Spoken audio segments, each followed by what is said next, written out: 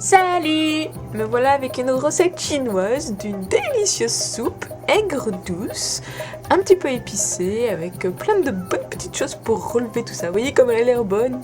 Eh bien, c'est une soupe qui s'appelle une soupe nid d'hirondelle et vous allez voir tout de suite pourquoi. Donc on va préparer les ingrédients petit à petit. Je vous montre d'abord.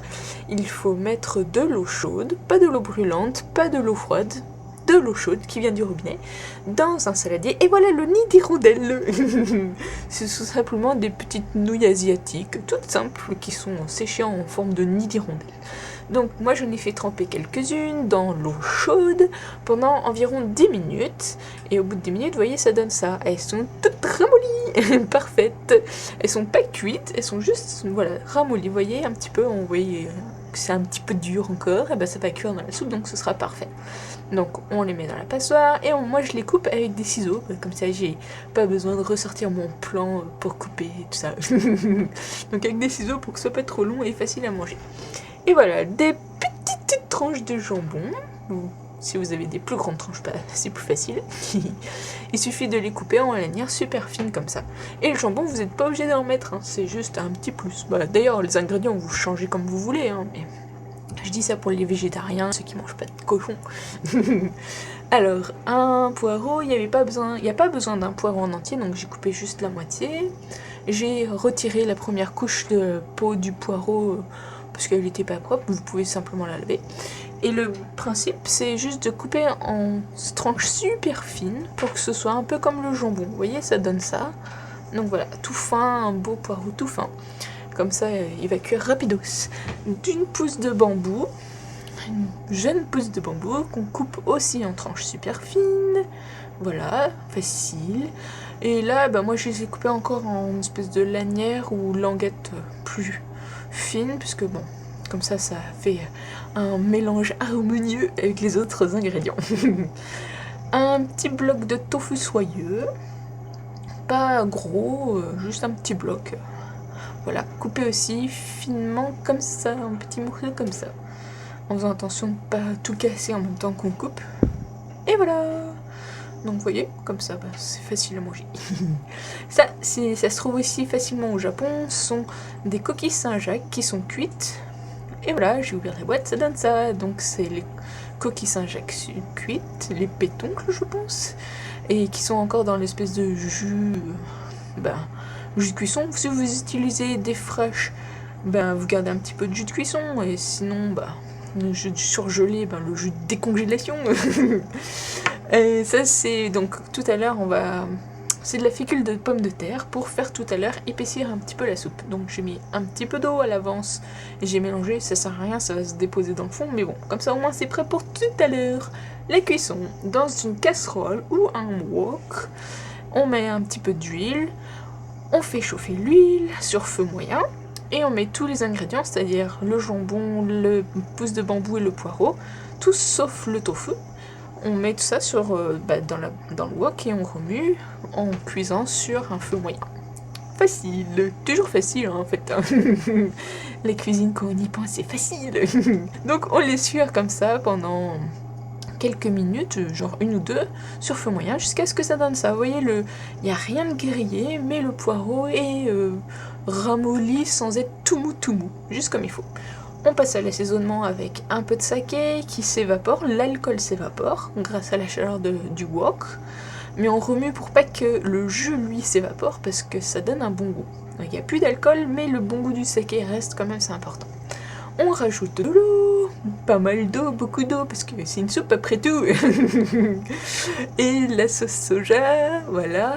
Ça, c'est du bouillon de poule chinois en poudre. Ça se trouve dans les épiceries asiatiques, facile, c'est pour faire la soupe. Donc je l'ai déjà présenté sur le site. On mélange un petit peu et on rajoute les petites nouilles asiatiques super fines. Les pétoncles, les... coquille Saint-Jacques, voilà. Et le tofu, tout simplement. Alors le tofu, on fait attention forcément pour pas qu'il se casse, vous connaissez le truc. On sépare les petits blocs en faisant attention pour qu'il s'écrabouille pas, et voilà. facile. Et là, on fait cuire sur feu moyen jusqu'à ce que ça boue. Voilà, sur feu moyen, pas trop fort. Et quand ça boue, quand ça mijote comme ça, et bien on retire l'écume pour faire propre et joli. On laisse cuire 2-3 minutes comme ça, toujours sur feu moyen. Et là, donc vous voyez, la fécule de pomme de terre qui s'est toute déposée dans le fond de l'eau, ben, on la remélange. Je pense que vous pouvez utiliser de la maïzena si vous n'en trouvez pas, de la fécule de pomme de terre, ou katakuriko, comme on dit au japonais. Mais j'ai jamais essayé, donc je peux pas vous garantir, mais je pense que c'est vrai, ça doit marcher. Donc, la technique ici, c'est on baisse le feu, pour pas que ça fasse des grumeaux tout de suite en pénétrant dans l'eau, et on verse petit à petit, et en mélangeant doucement, pour rien casser, et en même temps, faire en sorte que ça s'éparpille bien de la soupe, pour créer un tout petit peu d'épaisseur. Vous voyez, c'est pas super épais, hein, mais c'est juste pour, voilà, pour l'œuf, pour préparer l'œuf. Donc, non, j'ai mis 2 œufs, vous pouvez en mettre que un. Je l'ai bien battu. Et vous voyez, dans notre belle soupe qui mijote doucement sur feu moyen, parce qu'on a remonté le feu à feu moyen, on va verser l'œuf en faisant un fil d'œuf. Voilà.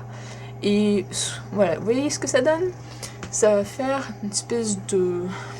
comment? Bah oui, un petit peu. Un œuf... comment on pourrait appeler ça? Je sais pas. Donc ça fait pas des fils, ça fait... un nuage d'œuf. Voilà, on va appeler ça un nuage d'œuf.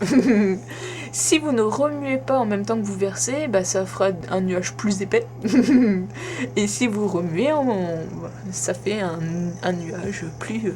voilà, comme ça. Et pour cette soupe-là, c'est comme ça que c'est le mieux. Alors, la petite chose qui fait le plat très spécial, c'est dans chaque bol, on met un peu de vinaigre de riz ou du vinaigre blanc, de l'huile de sésame, là la mienne c'était le fond de bouteille donc il y avait un petit peu de poudre mais c'est pas grave, du poivre et on rajoute la soupe, la portion de soupe à chacun. Voilà, c'est facile et ça vous donne un mélange de goût super bon. J'en croyais pas à mes papilles quand je l'ai mangé la première fois, tellement c'était bon. Mais le truc par contre que j'avais pas fait moi, c'était de bien mélanger, en faisant attention de pas tout écrabouiller, comme je le dis à chaque fois. Parce que sinon, le goût du vinaigre, il va rester au fond, le goût d'huile va être sur le dessus, ce sera pas très bien. Donc voilà, on mélange bien et ça donne ça. Déjà là c'est beau, ça fait un peu sale, mais bon, c'est bon. Et ça, en japonais, on appelle ça du rayu.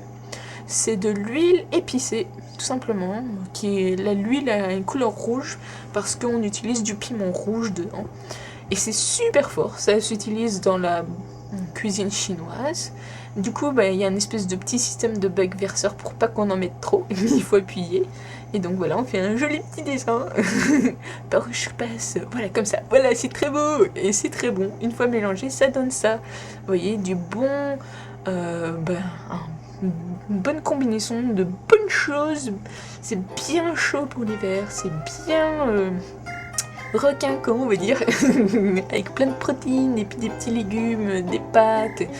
un bouillon délicieux, le vinaigre c'est bon pour la santé ici aussi et ça fait un mélange surprenant. À vous d'essayer, vous allez voir.